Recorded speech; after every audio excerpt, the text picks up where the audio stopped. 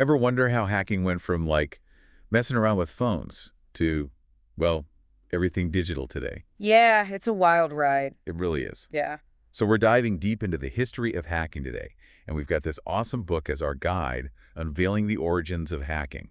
You ready to decode this thing? absolutely. And I can tell you firsthand, the journey from those early days to our hyper-connected present is, well, it's full of surprises, that's for sure. I bet. So let's rewind a bit, shall we? We got to start with the name you might recognize from the cereal aisle, believe it or not, Captain Crunch. Oh yeah, Captain Crunch. What's the story there? I mean, how does the cereal mascot become a hacking legend? All right, so it all started with John Draper, right? He was the OG Captain Crunch. Okay. And he stumbles upon this, get this, a toy whistle. Like for the cereal bags. Exactly. The whistle emitted this 2600 hertz tone, see? And somehow, Draper figures out that this tone, this simple sound, can be used to, like, manipulate phone systems.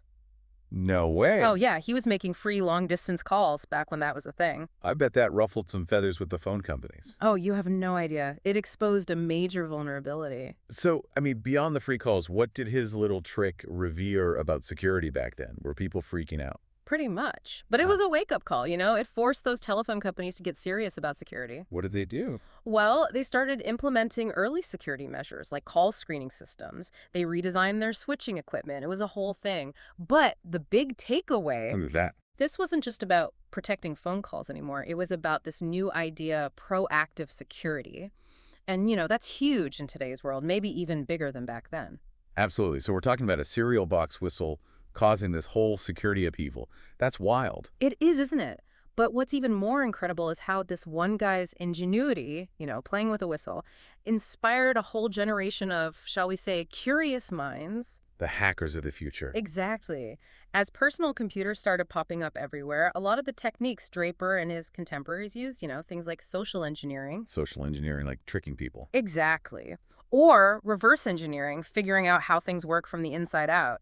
These all became essential tools for this new wave of computer hackers. So we're shifting from phone lines to the world of personal computers.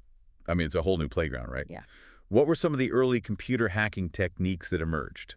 Well, early malware started making its appearance.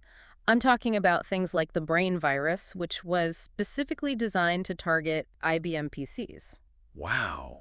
So not just messing around anymore. Definitely not. This was getting serious. Password cracking methods became way more sophisticated, and people were constantly finding and exploiting weaknesses in software code to, you know, gain access to systems they really shouldn't have been anywhere near. And these were the early days. Exactly. It's amazing to think about. Those early hackers, many of them drawing inspiration from, yeah, even Captain Crunch, they were basically laying the foundation for the cybersecurity landscape we know today. It's kind of poetic in a weird way when you think about it. It really is. But let's be real. Things didn't exactly stop there.